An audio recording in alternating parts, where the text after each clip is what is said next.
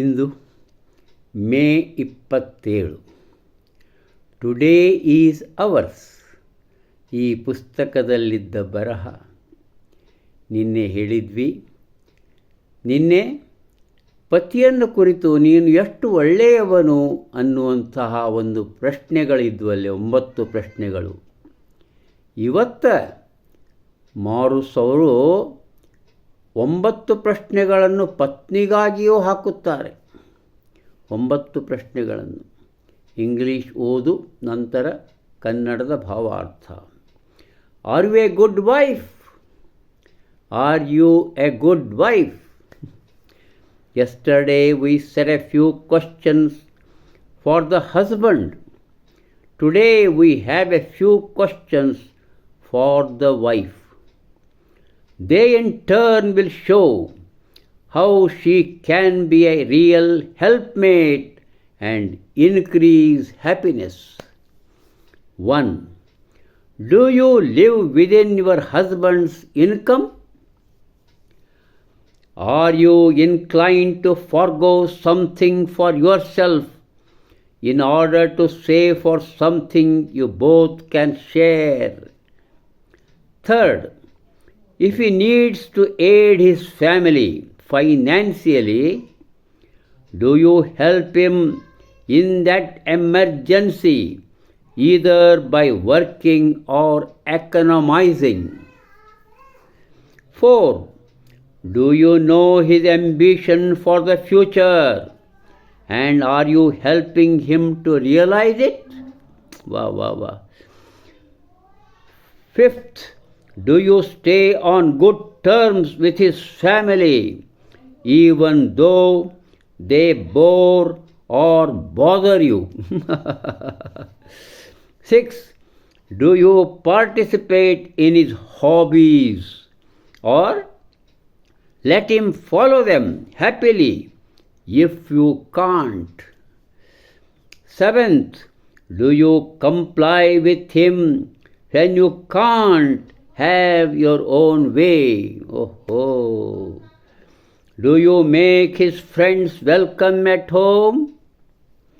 9th, if you can't agree with him on certain things, are you able to reach a friendly compromise?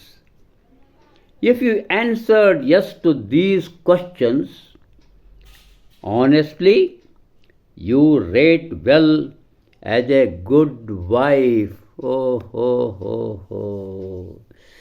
ನೀವು ಒಳ್ಳೆಯ ಪತ್ನಿಯ, ನೀವು ಒಳ್ಳೆಯ ಪತ್ನಿಯಾಗಿರುವಿರಾ ಅನ್ನುವಂಥ ಅಪರೂಪದ ಒಂದು ಬರಹ.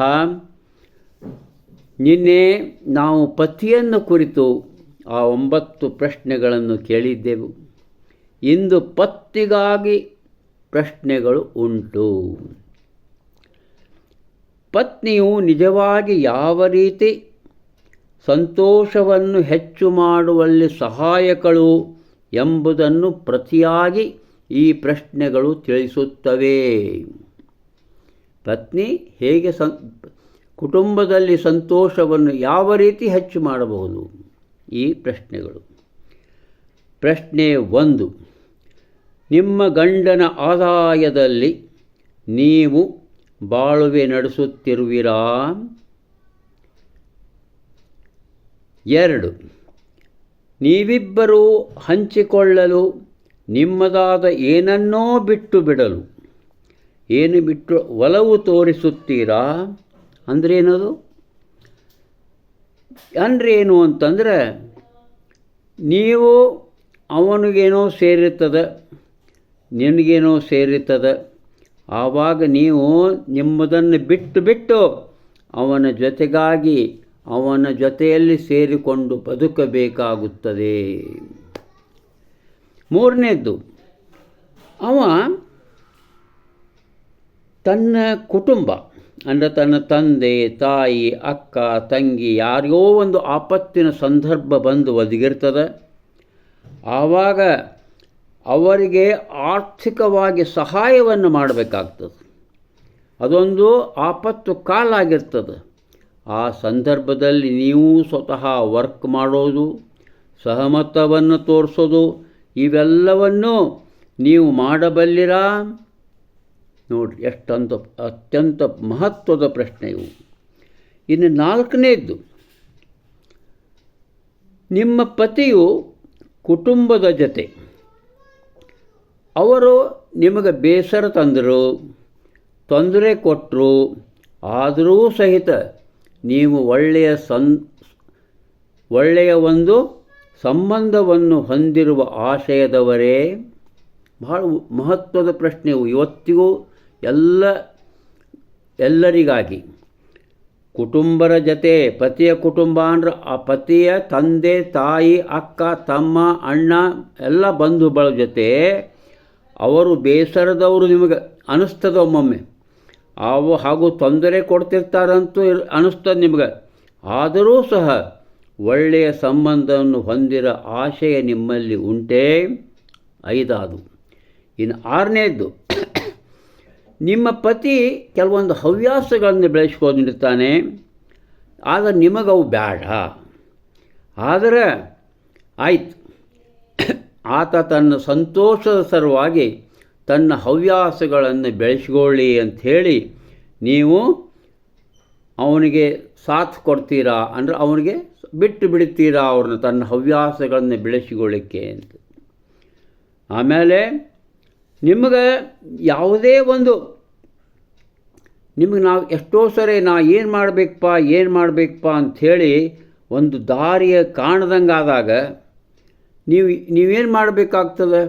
ಆವಾಗ ನಿಮ್ಮ ಪತಿಯ ಮಾರ್ಗವನ್ನೇ ನೀವು ಅನುಸರಿಸಬೇಕಾಗ್ತದೆ. ಹಾಗೆ ಮಾಡುತ್ತೀರಾ?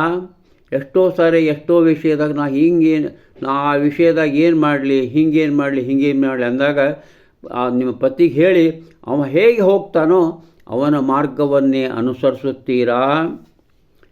ಎಷ್ಟಾಯ್ತು? 7. ಇನ್ನು 8, ನಿಮ್ಮ ಪತಿಯ ಗೆಳೆಯರು ಅವ್ರನ್ನ ಮನೆಗೆ ಕರೆಯುತ್ತೀರಾ? ಮನೆಗೆ ಬಂದಾಗ ಅವರಿಗೆ ಸ್ವಾಗತವನ್ನು ಕೋರುತ್ತೀರಾ ಅಂತ ಕೇಳ್ತಾರೆ. ಇನ್ನು 9ನೇ ವಿಷಯ, ನೀವು ನಿಮ್ಮ ಪತಿಯ ಜೊತೆ ಕೆಲವು ವಿಷಯಗಳನ್ನು ಒಪ್ಪುವುದಿಲ್ಲ. ಆವಾಗ ಇಲ್ಲ, ನಾನು ನಿಮ್ಮ ಜೋಡಿ ಒಪ್ಪುವುದಿಲ್ಲ ಆದಾಗಲೂ ಸಹ ಒಂದು ಸ್ನೇಹಪರವಾದಂಥ ರಾಜಿ ಮಾಡಿಕೊಳ್ಳುವಂಥ ಸಾಮರ್ಥ್ಯ ನಿಮ್ಮಲ್ಲಿ ಉಂಟೇ?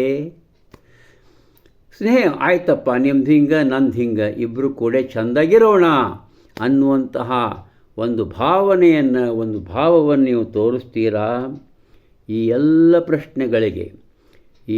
ಪ್ರಶ್ನೆಗಳಿಗೆ ಪ್ರಾಮಾಣಿಕವಾಗಿ ನಿಮ್ಮ ಹತ್ತಿರ ಹೌದು ಅನ್ನುವಂತಹ ಉತ್ತರವಿದ್ದಲ್ಲಿ ನೀವು ಒಳ್ಳೆಯ ಪತ್ನಿ ಅಂಥೇಳಿ ಉತ್ತಮ ಮೌಲ್ಯವನ್ನು ಕೊಡ್ತೀವಿ. ಅಂದರೆ ಫಸ್ಟ್ ಕ್ಲಾಸ್ ಡಿಸ್ಟಿಂಕ್ಷನ್, ಈ ಟೈಪು ನೀವು ರೇಟ್ ಪಡಿತೀರಿ ಅನ್ನುವಂಥ ಮಾತುಗಳನ್ನು ಜೆ ಮಾರುಸ್ ಅವರು ಇಲ್ಲಿ ಹೇಳಿದ್ದಾರೆ. ಒಂದು ರೀತಿಯ ಗಂಡ ಹೆಂಡತಿ ತಾವು ಸ್ವತಃ ತಮ್ಮ ಜೀವನದೊಳಗೆ ಒಂದು ಅರಿತು ಚೆನ್ನಾಗಿ ನಡೆಯುವಂತಹ ಈ ಪ್ರಶ್ನೋತ್ತರಗಳು ಭಾಳ ಚೆನ್ನಾಗಿವೆ ಅಂತ ಹೇಳುತ್ತಾ ಎಲ್ಲರಿಗೂ ನಮಸ್ಕಾರ.